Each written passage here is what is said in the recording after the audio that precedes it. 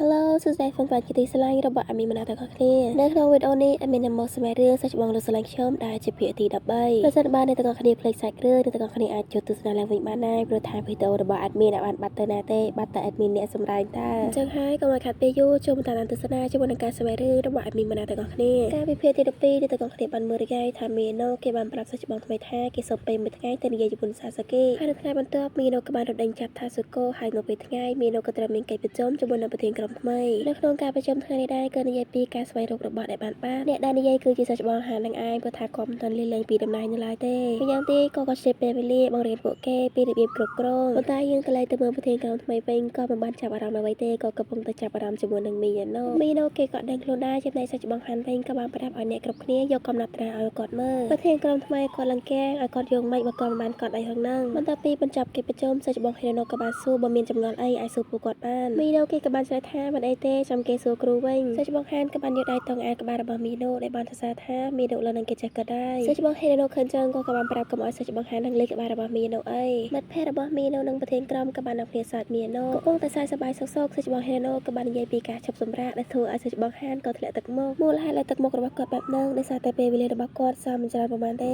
សាច់បងហានក៏ស្រាប់តែចាប់អារម្មណ៍ជាមួយនឹងសត្វឆ្មាដែលកំពុងតែលោតជាមួយនឹងស្លឹកឈើក៏មានកំណត់មួយគាត់ចង់បបួលអ្នកគ្រប់គ្នាទៅបោះសម្អាតបរិវេណសាលាឲ្យស្អាតភ្លាមៗក៏ស្រាប់តែមានសិស្សសាលាម្នាក់រកមកសួរថាតើបានរកឃើញកូនសោរបស់គេហើយឬនៅប្រាណូក៏ស្រាប់តែយំផងជង្គង់ផងវាគឺជាកូនសោដែលមិនស្រីរបស់គាត់បានធ្វើដោយផ្ទាល់ដៃគាត់បានធ្វើវាបាត់ទៅបរិវេណសាលាក៏រកយ៉ាងណាក៏រកមិនឃើញដែរចឹងហើយបានជាគាត់សុំឲ្យពួកគេជួយកាត់មើលខាងសាសកេវិញគាត់បានជួយជាមួយនឹងថាស៊ូកូគេមានរឿងផ្ទះខ្លួនចង់និយាយជាមួយនឹងគាត់សរឿងក៏បំផាយមកខាងមីនោះវិញគេបានសួរទៅម្ចាស់កូនសោតែកូនសោរបស់គាត់មានរូបរាងយ៉ាងម៉េចបន្ទាប់ពីទទួលបានចម្លើយពីម្ចាស់កូនសោរួចហើយសាច់បងហាន់ក៏បានបបួលពួកគេឲ្យទៅរកកូនសោម្ដងសាច់បងហេរ៉ូគាត់ឡើងធូនម្ដងចេះម្ដងចោះប៉ុន្តែធ្វើម៉េចបើមិត្តគាត់អ្នករើសហ្នឹងចឹងហើយគឺមានតែទ្រាំទៅមីណូគេក៏បានលន់មាត់ខ្ញុំដូចជាគិតថាសាច់បងកំពុងតែព្យាយាមធ្វើឲ្យខ្លួនឯងរវល់បីអ្នកខាងនោះគេក៏បានយល់ស្របជាមួយនឹងគំនិតរបស់មីណូដូចគ្នាមើលខាងថាស៊ូកូវិញគេបានសួរទៅកាន់សាសាកេថាតើអ្នកទាំងពីរមិនต้องខ្លាចជាសង្សារនឹងគ្នាពេញលេញទេត្រូវអត់ហើយតើសាច់បងមកសារភាពហើយឬនៅបើតាមឯមានកើតថាស៊ូកូគេសួរបែបហ្នឹងដោយសារតែគេចង់ដឹងប្រសិនបើអ្នកទាំងពីរពិតជាខ្លាចជាសង្សារនឹងគ្នាពេញគេនឹងយករឿងទៅនឹងទៅប្រាប់មិនស្រីរបស់គ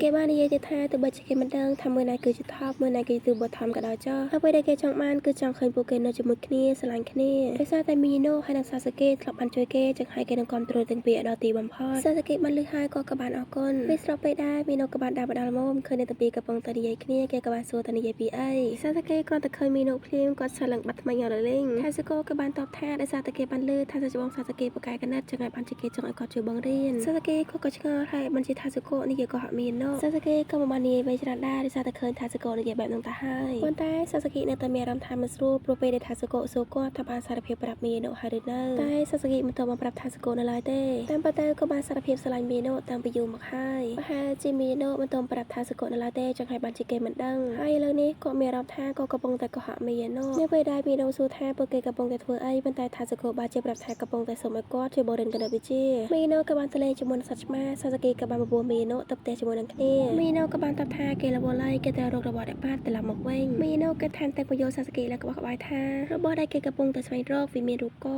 ធ្វើចេញពីអារម្មណ៍របស់មនុស្សស្រីម្នាក់ហើយសោនឹងគឺជាសោកង់មីណូគេបានសួរទៅការអ្នកទាំងពីរតែមានឃើញវានៅកន្លែងណាអត់ពីរអ្នកនេះក៏បានកវីក្បាលចំណែក4អ្នកខាងនោះវិញរកយ៉ាងណាក៏រកមិនឃើញដែរសាសាកេក៏បានសុំមីណូដើម្បីជួយរកជាមួយនឹងគ្នាហើយស៊ូកូថាក៏អត់បានជួយទេដោយសារតែគាត់រវល់ហើយចឹងហើយក៏សុំទៅមុនបន្ទាប់ពីថាស៊ូកូបានចាក់ចែងពីអ្នកគូសង្សារគេនឹងក៏បានចាប់ផ្ដើមដើររកហើយរកឃើញយ៉ាងម៉េចបើពីរអ្នកនឹងឈរនៅក្បែរគ្នារហូតហ្នឹងមិនព្រមបំបីផ្លូវគ្នាដើររកទេមីណូគេក៏បានផ្ដល់ជាយោបល់មួយពួកយើងគួរតែបំបីផ្លូវគ្នាដើររកទៅពីព្រោះឯនៅក្នុងរឿងបានការគេធ្វើតែបែបហ្នឹងទេតែបែរឱកាសនឹងមកតាំងពីស្មានណាទេគេក៏បានសួរថាធ្វើអីហ្នឹងមីណូគេភ័យលើចង់លួចប្រឡឹងអស់លេងសាសាកេមកបន្លាចឱកាសម្ដងគេប្រាប់ថាឱកាសាវរ៉ាកុំធ្វើឲ្យមីណូខ្លាចអីទឹកមុខរបស់សាសាកេគួរឲ្យខ្លាចខ្លាំងជាងខ្មោចទៅទៀតមីណូក៏បានជួយសម្របសម្រួលស្រាប់ពេលដែលពី3អ្នកនោះបានដើរមកគាត់បានសួរតើមីណូបានឃើញកូនសៅហើយនៅមីណូថានៅទេសាច់បងហាងក៏បានសួរឱកាសដែលចង់ចូលរួមជួយជាមួយនឹងពួកគាត់អត់បន្ទាប់ពីឱកាសយកព្រមជួយក៏បានប្រាប់អ្នកទាំងអស់គ្នាឲ្យចែកផ្លឹកគ្នារកម្ដងតែពេលឱកាសក៏បានទៅបើកស្មាមើលឲ្យមានស្មានថាគាត់រកឃើញតែពិតគឺជាស្លឹកឈើ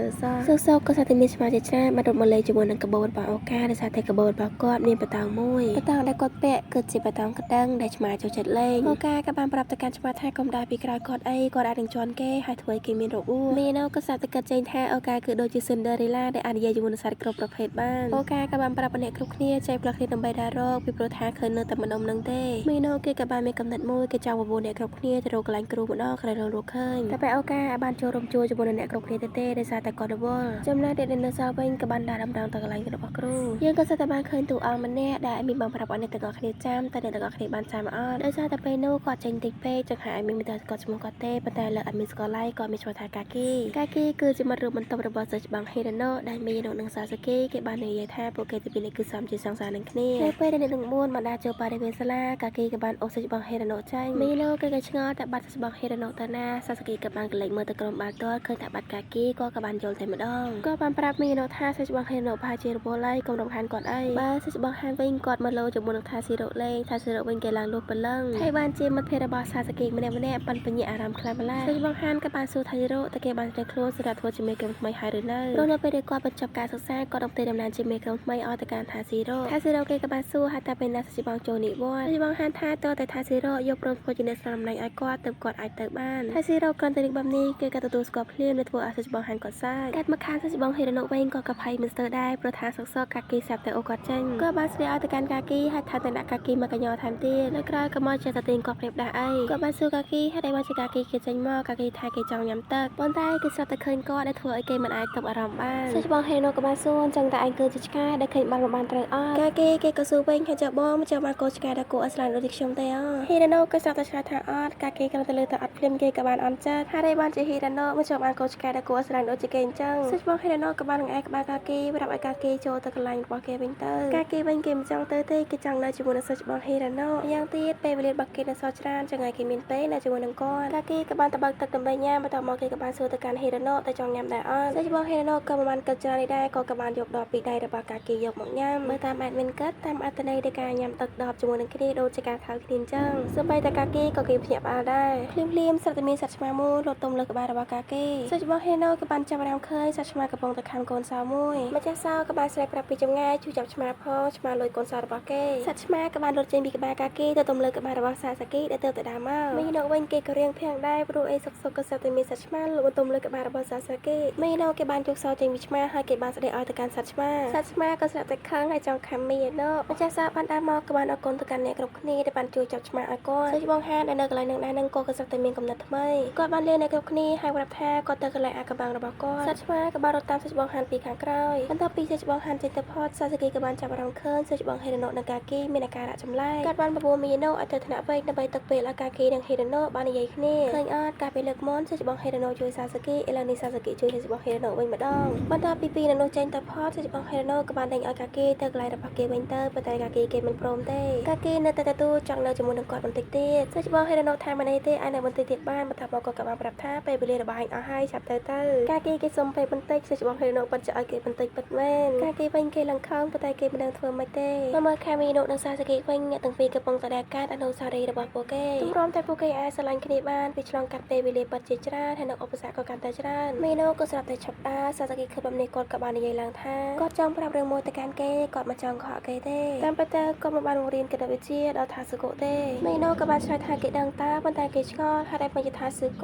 ចង់លាក់បាំងនឹងគេសាសាគីក៏បានប្រាប់ពីរឿងដែលថាសុគបានសួរទៅគាត់បានសារភាពស្នេហ៍ប្រាប់គេឬនៅប្រហែលជាថាសុគបានដឹងថាគាត់រស់ស្រឡាញ់មីណូយូរមកហើយសាសាគីបានសួរមីណូថាតើបានប្រាប់ថាសុគហើយនៅគាត់មានអារម្មណ៍ថាគាត់បានសាងកំហុសដ៏ធំមួយបើសិនជាថាសុគបានសួរអ្វីមួយនិយាយបានតែប៉ុណ្ណឹងមីណូក៏បានប្រាប់ថាមិនអីទេសាសាគីក៏បានសើចប្រហែលជាថាសុគខ្លាចមីណូអៀនមើលមកគ្នាមិនចំទៅបានជាគេលាក់បាំងបែបហ្នឹងមីណូគេឆ្ងល់តែថាសុគដឹងរឿងគេនឹងសាសាគីច្រើនប៉ុណ្ណាទៅសុកសត្វតែមានឆ្មាមួយចង់លោតឡើងលើខ្លួនរបស់មីណូសាសាគីដើម្បីការពារមីណូគាត់ក៏បានទាញមីណូយកមកអោបដៃម្ខាងអោបមីណូចំណែកដៃម្ខាងទៀតក៏ចាប់ឆ្មាបន្ទាប់ពីស្ថានភាពស្រួលបួលហើយក៏បានសុំទោសមីណូតែក៏បានធ្វើឲ្យគេឈឺកន្លែងណាអត់មីណូថាអីទេបន្ទាប់មកគេក៏បានអន់ទៅមើលឆ្មាគេក៏ស្រាប់តែឃើញឆ្មាខាំសោមួយទៀតសាសាគីនិងមីណូក៏បានទៅបន្ទប់ប្រជុំដើម្បីបង្ហាញកូនសោដល់សិស្សបងហានប៉ុន្តែពួកគេក៏ស្រាប់តែឃើញសិស្សបងហានកំពុងតែកាន់កូនសោរូបគោដែលពួកគេកំពុងតែស្វែងរកពួកគេដែលរកពេញមួយថ្ងៃហើយរត់ឃើញសោបែរជានៅនឹងដៃរបស់សិស្សបងហានទៅវិញមីណូក៏ឆ្ងល់បើសិស្សបងហានមករកឃើញសោហើយចាស់សោនៅនឹងដៃរបស់គេនឹងគឺជាសោចាក់អ្វ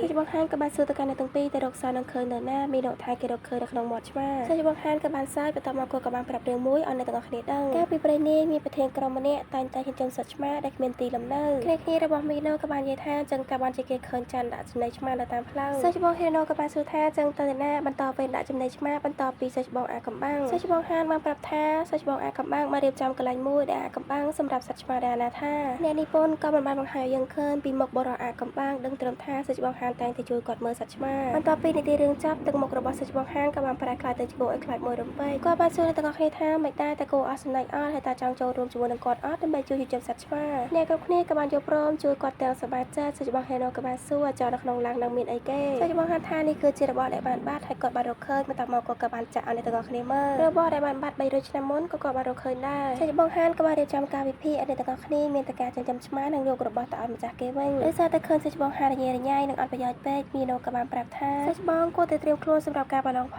ងសាសាគីក៏បានជួយបេះរោមឆ្មាចេញពីអាវរបស់មីណូក៏ទៅចាប់អារម្មណ៍ថាអាវរបស់សាសាគីក៏មានរោមឆ្មាដូចគ្នាមីណូនិងសាសាគីក៏បានប្រមូលគ្នាយកស្កុតដើម្បីបករោមឆ្មាចេញនៅពេលដែលកំពុងតែឈរនិយាយលេងនិងសម្បត្តិសម្លៀកបំពាក់របស់ពួកគេមីណូក៏សាប់តែនិយាយអរគុណទៅកាន់សាសាគីដែលបានជួយដោះស្រាយបញ្ហាបានយ៉ាងល្អសាសាគីក៏បានតបថាអរគុណគាត់ធ្វើអីបើគាត់មិនបានធ្វើអីផងហ្នឹងមីណូក៏បានតបថាក្រះច្បងបានជួយខ្ញុំដើម្បីចាប់សត្វឆ្មាមិនចឹងហើយនិងក៏ជាការជួយដែរអ្នកទាំងពីរក៏បានមើលទៅក្នុងថ្នាក់ឃើញអ្នកទាំងមូលកំពុងតែរៀបចំឲ្យបានយ៉ាងសប្បាយចិត្តសាសាគីក៏បានសួរមីណូថាតើគេសប្បាយចិត្តអត់ដើម្បីដែលគេនៅក្នុងក្រុមមួយនេះមីណូថាគេសប្បាយចិត្តតាហើយគេសប្បាយចិត្តខ្លាំងទៀតសាច់គ្រឿងភាគទី13របស់យើងក៏បានឈានមកដល់ទីបញ្ចប់ហើយជួបអត់មានវណ្ណាម្ដងទៀតនៅវីដេអូក្រោយណាបាយបាយ